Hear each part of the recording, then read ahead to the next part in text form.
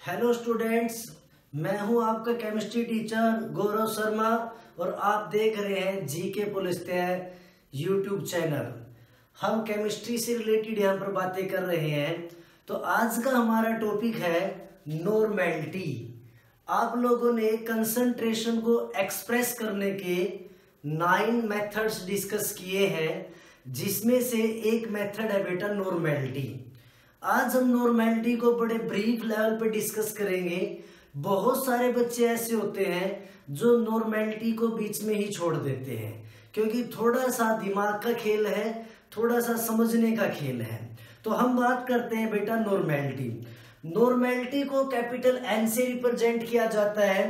तो इसका जो फॉर्मूला बनता है बेटा नॉर्मेलिटी का, वो होता है number of gram equivalent wait, number of gram equivalent weight of solute divide by volume of solution in liters। ये क्या होता है बेटा? नॉर्मेलिटी का फॉर्मूला होता है। तो normality is equal to number of gram equivalent weight of solute divide by volume of solution in litres. अगर मैं यूनिट की बात करता हूं बेटा, तो क्या बनेगा? ग्राम इक्विवेलेंट पर लीटर। तो ये क्या हो जाती है? यूनिट हो जाती है, ग्राम इक्विवेलेंट पर लीटर। अब देखो, सबसे पहला पॉइंट यही आता है कि वॉल्यूम क्या होती है सॉल्यूशन की? टेम्परेचर के डिपेंडेंट। तो यानी कि नॉर्मेलिटी भी क्या होगी? टेम्परेचर के डिपेंडेंट। और वॉल्यूम और टेम्परेचर डायरेक्टली प्रोपोर्शनल होते हैं। तो नॉर्मेलिटी और टेम्परेचर क्या होगा बेटा? Inversely proportional. यानी कि normality and temperature are inversely proportional. तो टेम्परेचर चेंज होगा तो नॉर्मेलिटी चेंज हो जाएगी। तो यानी कि जब भी हम नॉर्मेलिटी डिस्कस करेंगे तो हम टेम्परेचर को कांस्टेंट रखेंगे।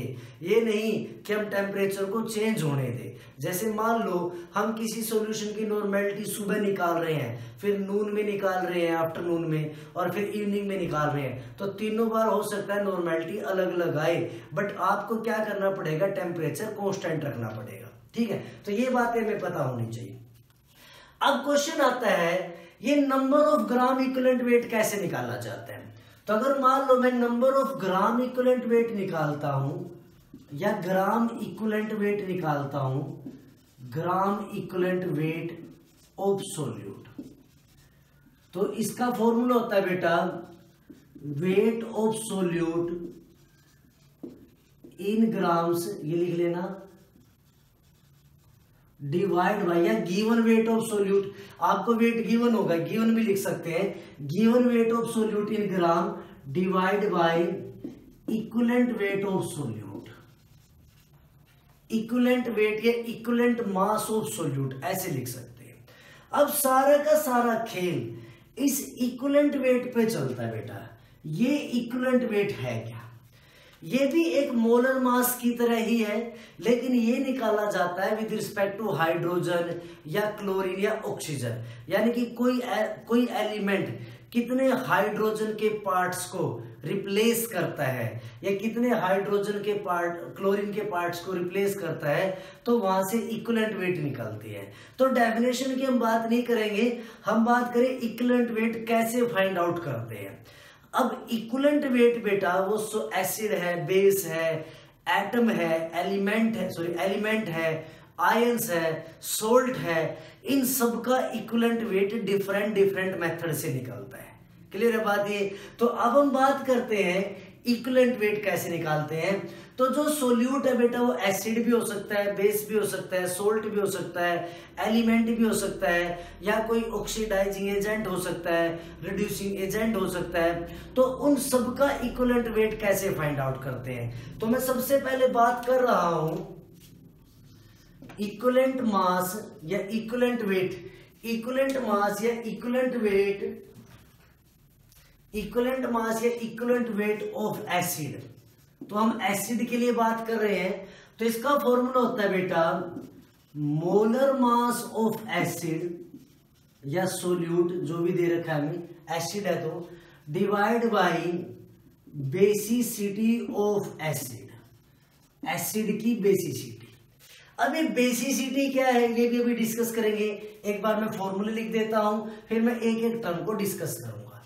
ऐसे ही बेटा इक्विवेलेंट वेट ऑफ बेस, इसका जो फॉर्मूला होता है वो होता है molar mass of base divide by acidity of base. ये बात क्लियर होगी बेटा।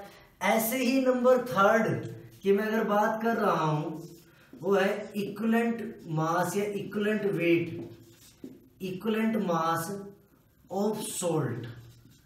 सोल्ट बेटा, सोल्ट के लिए आपको पता ही है फॉर्मूला मास यूज करते हैं, formula mass of salt divide by cation charge. Cation charge लिख सकते हैं या यहां लिख सकते हैं टोटल चार्ज, जो भी होगा। मतलब आप जैसे नेगेटिव है तो उसकी पॉजिटिव वैल्यू लेके चलेंगे, अगर पॉजिटिव है तो पॉजिटिव लेके चलेंगे। तो इसलिए हम कैटायन चार्ज ले देते हैं, नेगेटिव नहीं लिखते हैं, ठीक। उसके बाद बेटा नंबर 4 पर आ जाएगा इक्विवेलेंट वेट ऑफ एलिमेंट। अगर कोई एलिमेंट गिवन है तो आ जाएगा atomic mass of element. Element के लिए एटॉमिक मास वर्ड यूज करते हैं divide by valency of element. उस एलिमेंट की वैलेंसी क्या है। फिलहाल हम इन 4 टर्म्स को डिस्कस कर रहे हैं और सबसे पहले मैं डिस्कस कर रहा हूं लास्ट पॉइंट को जिसमें वैलेंसी का डिस्कस है, ठीक है। देखना बेटा ध्यान से, नोट्स बनाना साथ साथ। इक्विवेलेंट वेट ऑफ एलिमेंट, जैसे मान लो मुझसे पूछ लेता है, मुझसे कहता भी है कि इक्विवेलेंट वेट ऑफ सोडियम बताइए, सोडियम। तो मुझे पता कितना हो जाएगा, एटॉमिक वेट ऑफ सोडियम 23 और वैलेंसी 1 होती है तो 23 हो गया। ऐसे मुझे कहा इक्विवेलेंट वेट ऑफ मैग्नीशियम बताइए। अब मैग्नीशियम का एटॉमिक मास 24 और वैलेंसी कितने होते हैं 2, तो कितना आ जाएगा 12 आ जाएगा, ठीक। लेकिन कुछ ऐसे कंपाउंड भी होते हैं जो एक से ज्यादा वैलेंसी शो करते हैं। जैसे मैं एक एग्जांपल लेके चलता हूं, बहुत इंपॉर्टेंट एग्जांपल, आप इसको ध्यान देंगे। जैसे मान लो मेरे से पूछता है, थोड़ी जगह बनाते हैं, आई होप यहां तक आपने राइट डाउन कर लिया होगा बेटा। बहुत इंपॉर्टेंट एग्जांपल है, बहुत अच्छे से समझना, बहुत बार आता है पेपर में। मुझसे पूछ लेता है equivalent weight of copper in copper oxide, ठीक। अब देखो यहां पर कॉपर पे चार्ज कितना बेटा +2 चार्ज, तो क्या आएगा एटॉमिक मास ऑफ कॉपर कितना होता है 63.6। ये क्या होता है कॉपर का एटॉमिक वेट होता है। एटॉमिक वेट ऑफ कॉपर ये लिखा हुआ है डिवाइड बाय वैलेंसी। इस केस में कॉपर की वैलेंसी है 2, तो ये कितना हो जाएगा बेटा, इसको डिवाइड कर दो 1.8, ये आ जाएगा। लेकिन अगर मुझसे ऐसे पूछता है equivalent weight of copper in cupric oxide, ये क्यूप्रस ऑक्साइड होते हैं, क्यूप्रिक ऑक्साइड, ये क्यूप्रस ऑक्साइड है, क्यूप्रिक ऑक्साइड, मैं लिख देता हूं आपको ध्यान रहेगा, ठीक। इसको बोलते हैं बेटा क्यूप्रिक ऑक्साइड और इसको बोलते हैं क्यूप्रस ऑक्साइड, क्योंकि इसमें कॉपर पे +1 चार्ज है और इसमें क्या होता है +2 चार्ज होता है। अब +1 चार्ज है तो इक्विवेलेंट वेट कैसे निकालोगे बेटा, 63.6 atomic weight divide by valency होगी 1, तो 63.6 आ गया। तो आपको ये देखना है अगर कोई एलिमेंट ऐसा है जो एक से ज्यादा वैलेंसी शो कर रहा है तो उसी के हिसाब से हमें क्या करना है, उसका इक्विवेलेंट वेट फाइंड आउट करना है। तो इस केस में कॉपर का इक्विवेलेंट वेट 31.8 आएगा और इस केस में कितना आएगा बेटा 63.6 आएगा। तो ये तो हमारा 4th पॉइंट था, इक्विवेलेंट वेट ऑफ एलिमेंट हम कैसे निकालते हैं। तो 4th पॉइंट तो हमने डिस्कस कर लिया है। अब हम बात करते हैं 3rd पॉइंट की, एक एक पॉइंट को डिस्कस करेंगे और फिर मैं इनके एग्जाम्पल के साथ आपको बताऊंगा कैसे फाइंड आउट करते हैं। अब हम डिस्कस कर रहे हैं बेटा 3rd पॉइंट की। अब मेरे से पूछ लिया गया कि equivalent weight of sodium chloride बताइए। सोडियम क्लोराइड बेटा कैटायन पे चार्ज +1, क्लोरीन पे -1। अब formula mass of sodium chloride, sodium होता है 23, क्लोरीन होता है 35.5, डिवाइड बाय कैटायन चार्ज 1, तो 58.5 डिवाइड बाय 1, तो 58.5 आ गया। क्लियर बात है। अगर मेरे से पूछ लेता है equivalent weight of magnesium chloride बताइए, अब मैग्नीशियम पे चार्ज कितना है बेटा +2, क्लोरीन पे कितना है -1, तो यानी कि मोलर मास मैग्नीशियम 24, 2 क्लोरीन है तो 35.5 इंटू में 2 71 हो गया, डिवाइड बाय 2 आ जाएगा। सोल्व कर लेंगे, सोल्व करके कितना आएगा 95 डिवाइड बाय 2, और ये कितना आ जाएगा 47.5 आ जाएगा। तो ऐसे क्या करेंगे हम सोल्ट के केस में इक्विवेलेंट वेट निकालेंगे। तो इक्विवेलेंट वेट ऑफ सोल्ट क्या होता है, फॉर्मूला मास ऑफ सोल्ट, यानी जो उसमें कैटायन अनायन उनका मास डिवाइड बाय में कैटायन चार्ज, पॉजिटिव चार्ज लेते हैं, ठीक। तो ये क्या हो जाएगा हमारा इक्विवेलेंट मास ऑफ सोल्ट हो जाएगा। तो सोल्ट को भी हमने डिस्कस कर लिया। अब हमारे 2 पॉइंट रह गए मेन, जिसमें हमने पढ़ा इक्विवेलेंट वेट ऑफ एसिड और इक्विवेलेंट वेट ऑफ बेस कैसे निकालते हैं। तो सबसे पहले हमें पता होना चाहिए acidity of acid, basicity of acid क्या होती है, एसिडिटी ऑफ बेस क्या होता है, ठीक। तो बेटा एक वर्ड होता है टाइट्रेशन। टाइट्रेशन, टाइट्रेशन का मतलब क्या होता है, एसिड और बेस को आपस में रिएक्ट करवाया जाता है इन प्रेजेंस ऑफ इंडिकेटर। हमने क्या किया, बेस के अंदर एक इंडिकेटर डाल दिया, फिर उसमें एसिड डाल देते हैं, तो एसिड और बेस आपस में रिएक्ट करते हैं। अब मान लेते हैं मेरे पास कोई भी एसिड है, अगर मान लो मैं एसिड की बात कर रहा हूं, मेरे पास HCl एसिड है बेटा। अब HCl एसिड है तो वो क्या देगा, H पॉजिटिव Cl नेगेटिव।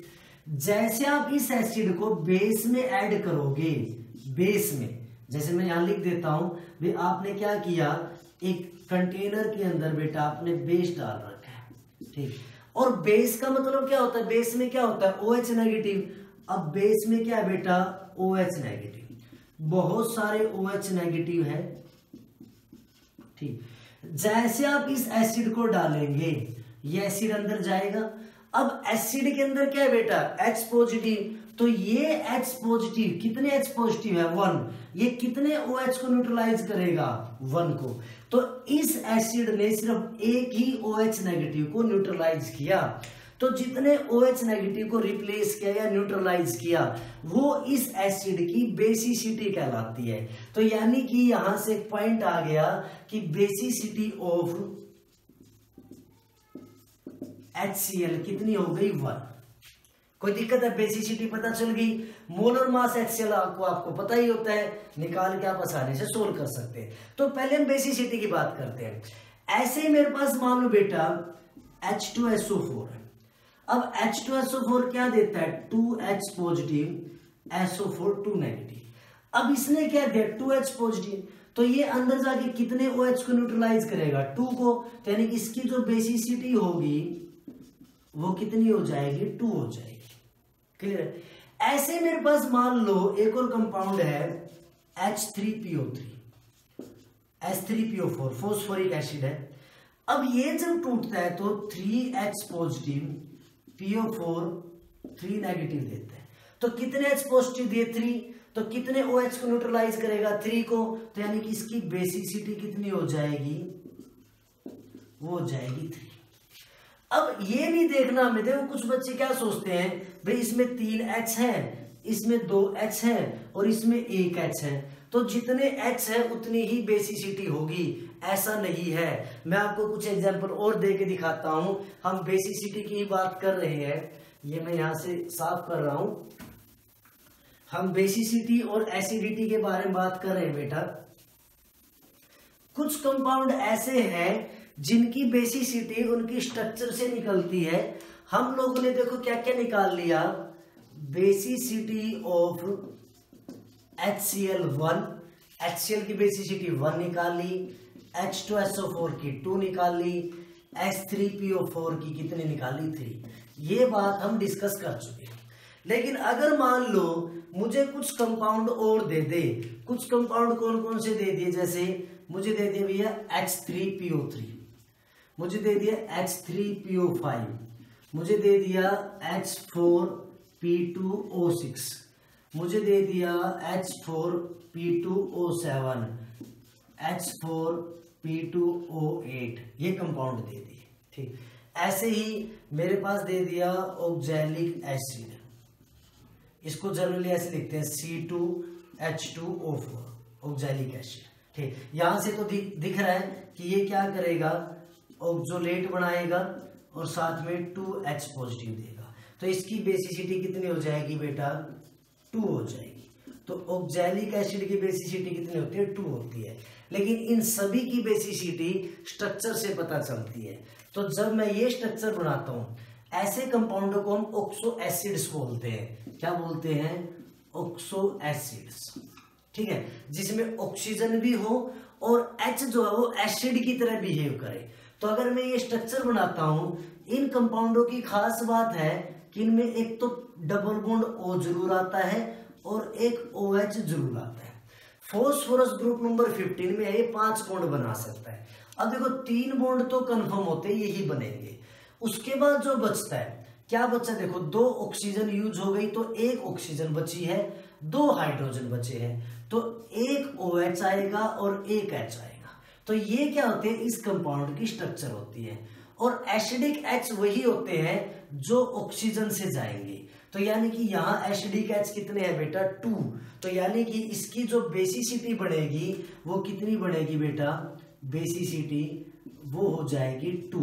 तो ऐसा नहीं कि आप हाइड्रोजन देखो, नहीं, तो स्ट्रक्चर के हिसाब से पता चलेगा कि भैया 2 OH है तो 2 H पॉजिटिव देगा जो एसिडिक नेचर के होगा, तो बेसिसिटी कितनी बढ़ जाएगी, 2 बढ़ जाएगी। ऐसे ही H3PO5 है बेटा, हम क्या करेंगे, H3PO5 की स्ट्रक्चर बनाएंगे, P डबल बॉन्ड O और OH, ये तो होगा ही होगा। अब 2 हाइड्रोजन बचे और 3 ऑक्सीजन बचे हैं, तो 1 OH और लगा दिए, 4 बॉन्ड हो गए, टोटल 5 बॉन्ड बनाने हैं। तो 5वां बॉन्ड आता है OOH में, क्योंकि प्रोक्साइड ग्रुप होता है और प्रोक्साइड में ऑक्सीजन ऑक्सीजन का बॉन्ड होता है। तो कितने OH है, 1 2 3, तो इसकी बेसिसिटी कितनी बनेगी बेटा, 3 बनेगी। ऐसे ये कंपाउंड है, 2 फॉस्फोरस है, दोनों को ऐसे लिख लो, एक P double bond O double bond O, एक OH एक OH, ये तो होगा ही होगा सभी में। उसके बाद देखिए कितने हाइड्रोजन है, 4, 2 यूज हो गए, 2 बचे, तो 1 OH इधर, 1 OH इधर। अब ऑक्सीजन देखो कितने यूज हो गए, 6 के 6 हो गए, तो कोई भी नहीं बचा, 1 बॉन्ड ऐसे आ गया। तो कितने OH है, 1 2 3 4, तो इसकी बेसिसिटी कितनी हो गई, 4 हो गई। ठीक, बिल्कुल आसान सा मेथड है। जैसे मान लो ये कंपाउंड बनाना है, 2 फॉस्फोरस को ऐसे लिख लो 1 2, दोनों पे P double bond O double bond O, OH और OH लगा दो। कितने हाइड्रोजन यूज हो गए, 4, 2 बचे, 2 यूज हो गए, 2 बचे हैं, तो 1 OH और लगा दो। अब देखो ऑक्सीजन कितने यूज हो गए, 3 और 3 6 है, कितने 7, तो बीच में 1 ऑक्सीजन और आ जाएगा। तो कितने OH है, 4, तो इसकी बेसिसिटी कितनी हो गई बेटा, 4 हो गई।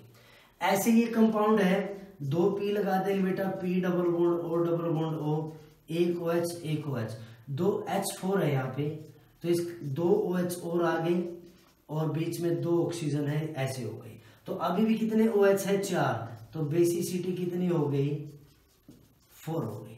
तो कुछ कंपाउंड ऐसे हैं जिनकी बेसिसिटी उसके स्ट्रक्चर पे डिपेंड करती है। तो ऐसा नहीं कि आप हाइड्रोजन देख करके बेसिसिटी काउंट कर लोगे, नहीं, जो जितने H पॉजिटिव देता है वो उसकी बेसिसिटी कहलाती है। ठीक है, तो यहां से मैंने कुछ बेसिसिटी आपको बता दी है, कुछ यहां मैंने लिख दी है। ऐसे मैं बात करता हूं एसिडिटी की, तो ये बातें थी अभी बेसिसिटी की, और अब हम बात कर रहे हैं एसिडिटी की। एक जो बेस होता है बेटा, जैसे मान लो हमने क्या लिया, हम बात कर रहे हैं एसिडिटी, एसिडिटी ऑफ बेस। ठीक है, अब जैसे मान लो NaOH है, जब इसको आप तोड़ोगे तो Na पॉजिटिव OH नेगेटिव देता है। तो जब आप इसको एसिड में डालोगे, एसिड के अंदर क्या प्रेजेंट होगा बेटा, H positive H positive H positive H positive. तो ये OH नेगेटिव जितने H पॉजिटिव को न्यूट्रल करेगा तो वो इसकी एसिडिटी कहलाएगी।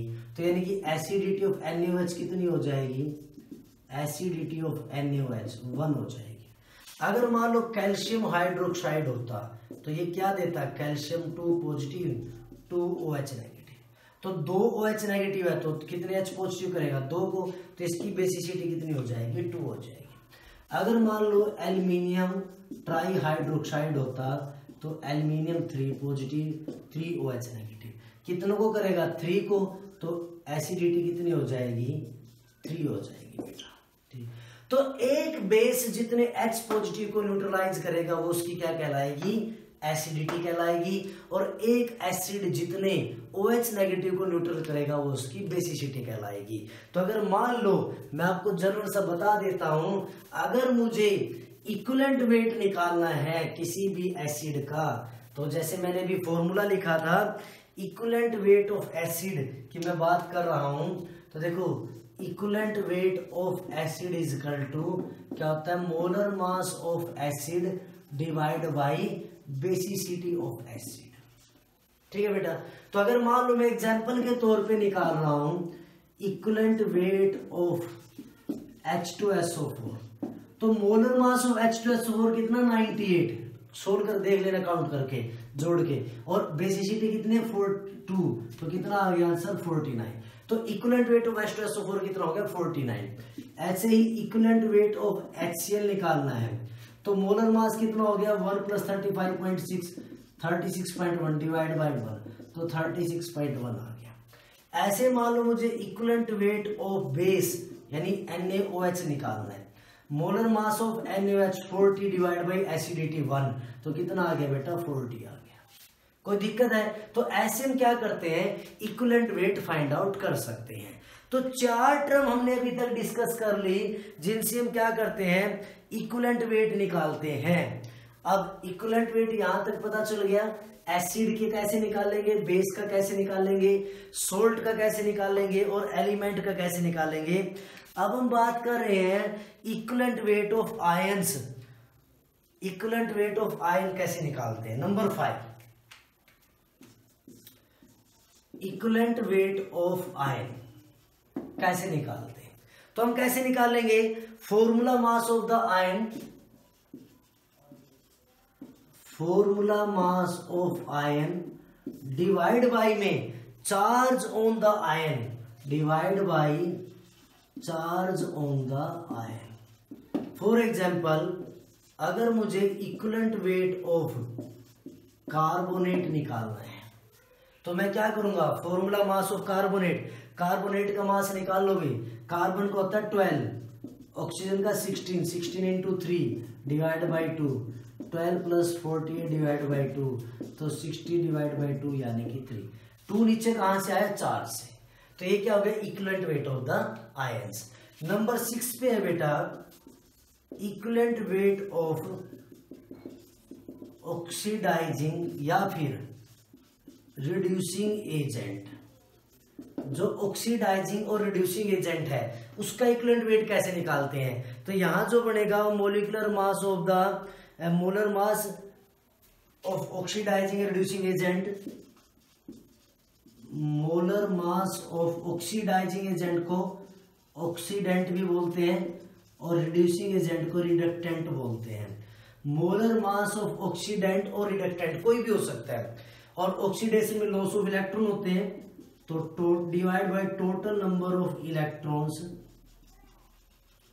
लॉस्ट कितने हुए हैं, और रिडक्शन में गेन, तो टोटल नंबर ऑफ इलेक्ट्रॉन कितने लॉस हुए हैं या फिर गेन हुए हैं, तो उससे हम क्या कर सकते हैं डिवाइड करके इक्विवेलेंट वेट ऑफ ऑक्सीडाइजिंग और रिड्यूसिंग एजेंट आसानी से फाइंड आउट कर सकते हैं। तो हमने अभी तक टोटल 6 मेथड डिस्कस किए हैं जो इक्विवेलेंट वेट से रिलेटेड है। तो ये बात हमें पता चल गई, इक्विवेलेंट वेट निकाल के हम क्या करेंगे, इक्विवेलेंट वेट का यूज करके ग्राम इक्विवेलेंट वेट निकालते हैं, और ग्राम इक्विवेलेंट वेट का यूज करके हम नॉर्मेलिटी फाइंड आउट करते हैं। ठीक, इसके बाद बेटा नॉर्मेलिटी और मोलैरिटी, इनके बीच में भी कुछ रिलेशन है छोटा सा जो हमें याद होना चाहिए। कभी कभी हम क्या करते हैं एक्चुअल में, 1 मिनट टाइम देंगे, कभी कभी हम ना नॉर्मेलिटी की बजाय मोलैरिटी निकाल लेते हैं, हमें लगता है मोलैरिटी निकालना आसान है, तो हम मोलैरिटी का यूज करके भी नॉर्मेलिटी को फाइंड आउट कर सकते हैं। तो अगर कैसे देखेंगे ध्यान से, तो अगर हम बात कर रहे हैं नॉर्मेलिटी ऑफ एसिड, कुछ रिलेशन है, तो मैं हेडिंग बना रहा हूं relation between normality and molarity, normality and molarity, molarity को कैपिटल एम से लिखते हैं। तो अगर मेरे पास मान लो मुझे निकालना है नंबर 1 नॉर्मेलिटी ऑफ एसिड, ये इक्वल टू हो जाता है बेटा मोलैरिटी ऑफ एसिड इनटू में बेसिसिटी ऑफ एसिड, बेसिसिटी निकाली देख ली हमने। तो एसिड की मोलैरिटी और बेसिसिटी को मल्टीप्लाई कर दो, अपने आप क्या आ जाएगी, नॉर्मेलिटी आ जाएगी। ऐसे ही बेटा normality of base equal to हो जाएगा मोलैरिटी ऑफ बेस इनटू में एसिडिटी। एक्चुअल में क्या है एसिडिटी ऑफ बेस, जब हम इक्विवेलेंट मास निकालते हैं ना, तो नीचे आता है मोलर मास डिवाइड बाय में बेसिसिटी, एसिडिटी, कटायन चार्ज या फिर वैलेंसी। मोलैरिटी के मल्टीप्लाई में वो कर दो तो अपने आप क्या निकल जाएगी, नॉर्मेलिटी। तो नॉर्मेलिटी ऑफ सोल्ट क्या हो जाएगा, फॉर्मेलिटी या मोलैरिटी ऑफ सोल्ट इनटू में क्या आ जाएगा बेटा, cation charge. Normality of element क्या हो जाएगा, मोलैरिटी ऑफ एलिमेंट इनटू में वैलेंसी। तो आप आसानी से मोलैरिटी निकाल के नॉर्मेलिटी निकाल सकते हो, यहां तक कोई दिक्कत है। उसके बाद मैं एक दो इक्वेशन और बता रहा हूं नॉर्मेलिटी के बारे में। जैसे मोलैरिटी और नॉर्मेलिटी हम पढ़ते हैं जब हम डिल्यूशन करते हैं, नॉर्मेलिटी ऑन डिल्यूशन, तो इसमें डिस्कस करेंगे नॉर्मेलिटी ऑफ डिल्यूशन। जब हम डिल्यूशन कर रहे हैं, मान लेते हैं एक कंटेनर के अंदर एक सॉल्यूशन है बेटा, इसकी इनिशियल नॉर्मेलिटी N1 है और वॉल्यूम क्या है, V1 है, इनिशियल नॉर्मेलिटी, और इनिशियल वॉल्यूम क्या है बेटा, V1 है। हमने क्या किया, इसमें डिल्यूशन किया। डिल्यूशन करेंगे तो इसमें क्या करेंगे, हम सॉल्वेंट ऐड करेंगे। डिल्यूशन करने के बाद आफ्टर डिल्यूशन के बाद अब फाइनल जो नॉर्मेलिटी हो गई वो मान लो N2 हो गई, और फाइनल वॉल्यूम जो हो गई वो मान लो V2 हो गई। तो इन इनिशियल और फाइनल में एक रिलेशन होता है N1 V1 is equal to N2 V2। ये क्या होता है, डिल्यूशन करने के बाद बेटा रिलेशन होता है N1 V1 is equal to N2 V2। लेकिन अगर हम बात करें किसी केमिकल इक्वेशन में, कोई केमिकल इक्वेशन ऐसी हो जिसमें ये रिलेशन बना हो, जिसकी नॉर्मेलिटी क्या बने, अलग अलग बने, तो भी हम नॉर्मेलिटी लिख सकते हैं। For a balance chemical equation if N1 moles of reactant of 1 and N2 moles of reactant 2। अगर हम मान लो बात करते हैं for a chemical balance equation if N1 moles of reactant of 1 and N2 moles of reactant of 2। यानी कि देखो पहले केस में तो क्या है, डिल्यूशन करेंगे, सिर्फ सोलवेंट डालेंगे, सोल्यूट क्या रहेगा, सेम रहेगा। तो अगर आप ध्यान से देखो, नॉर्मेलिटी इनटू में वॉल्यूम इक्वल टू क्या है, ग्राम इक्विवेलेंट वेट ऑफ सोल्यूट। अब सोल्यूट सेम है तो इन दोनों का मल्टीप्लाई हमेशा क्या आएगी, सेम आएगी। तो आप चाहे कितना डिल्यूशन कर लेना, मल्टीप्लाई क्या आएगी, सेम आएगी। लेकिन अगर मान लो ये चेंज हो जाए, अगर पहले हम मान ले N1, डिल्यूशन करने के बाद मान लो N2 हो गया, हमने नंबर ऑफ मोल्स भी चेंज कर दिए, तो अब क्या रिलेशन होगा, तो अब रिलेशन बनेगा N1 V1 divide by N1 is equal to N2 V2 divide by N2। तो जो नंबर ऑफ मोल्स है उससे हम क्या कर देंगे, इसको डिवाइड कर देंगे, तो अब ये रिलेशन बढ़ जाएगा। ठीक है बेटा, तो यहां तक हमने पढ़ा डिल्यूशन पे। अब एक चीज और है लास्ट इसमें, मिक्सचर पे, नॉर्मेलिटी ऑफ मिक्सचर कैसे निकालते हैं। मिक्सचर जब हम करते हैं, नॉर्मेलिटी ऑफ मिक्सचर,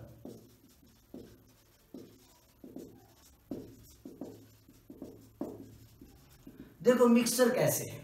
मान लो एक कंटेनर के अंदर एक सॉल्यूशन है जिसकी नॉर्मेलिटी N1 वॉल्यूम V1 है, एक और सॉल्यूशन है जिसकी नॉर्मेलिटी N2 वॉल्यूम V2 है, दोनों को जोड़ दिया एक नया सॉल्यूशन बन गया जिसकी नॉर्मेलिटी N3 वॉल्यूम V3 है। ठीक है, तो ये तो क्या है बेटा, नॉर्मेलिटी, और ये क्या है, वॉल्यूम। ठीक, अब इनके बीच में एक रिलेशन होता है।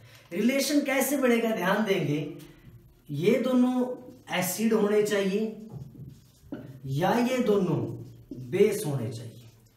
जब ये दोनों एसिड और बेस हो, मतलब दोनों सेम हो, या तो दोनों एसिड हो या दोनों बेस हो, तो उस टाइम पे जो रिलेशन बनता है N1V1 plus N2V2 is equal to N3V3, इन दोनों कंडीशन पे। और V3 क्या होता है एक्चुअल में, वो V1 प्लस V2 होता है, तो इसको मैं ऐसे लिख सकता हूं N1V1 plus N2V2 is equal to N3V1 plus V2। तो ये रिलेशन बेस पे बना सकता हूं। ठीक, लेकिन ये कंडीशन है जब ये दोनों या तो एसिड हो या दोनों बेस हो, न्यूमेरिकल में बताऊंगा। लेकिन अगर मान लो एक एसिड हो और दूसरा बेस हो, या ये बेस हो या एसिड हो, तो इस टाइम क्या होगा, इस टाइम पे हम क्या करेंगे, इस सॉल्यूशन के भी number of gram equivalent wait निकालेंगे, इसके भी number of gram equivalent wait निकालेंगे, बराबर से बराबर को न्यूट्रलाइज करेंगे क्योंकि एसिड बेस है, न्यूट्रलाइजेशन होगा। जो बचेगा, मान लो इसके ग्राम इक्विवेलेंट वेट आ गए 5 और इसके ग्राम इक्विवेलेंट वेट आए 2, तो 2 ने 2 को न्यूट्रलाइज किया तो इसके कितने बच जाएंगे, 3 बच जाएंगे, 3। तो उस बचे हुए से हम क्या करेंगे, फाइनल नॉर्मेलिटी फाइंड आउट करेंगे। तो जब आप न्यूमेरिकल करोगे तो न्यूमेरिकल में ये क्वेश्चन आपको मिलेंगे। तो अगली वीडियो में मैं कोशिश करूंगा नॉर्मेलिटी के ऊपर न्यूमेरिकल बनाऊं और आप लोगों को ये मेनली समझाऊं। आई होप यहां तक आपको समझ में आया होगा नॉर्मेलिटी के बारे में। अगर आपको वीडियो समझ आ रही है, पसंद आ रही है, तो वीडियो को लाइक करो, चैनल को सब्सक्राइब करो और ज्यादा से ज्यादा बच्चों में शेयर करो। जो बच्चे कोचिंग अफोर्ड नहीं कर सकते उनको ऑनलाइन फ्री एजुकेशन दो। Thank you very much.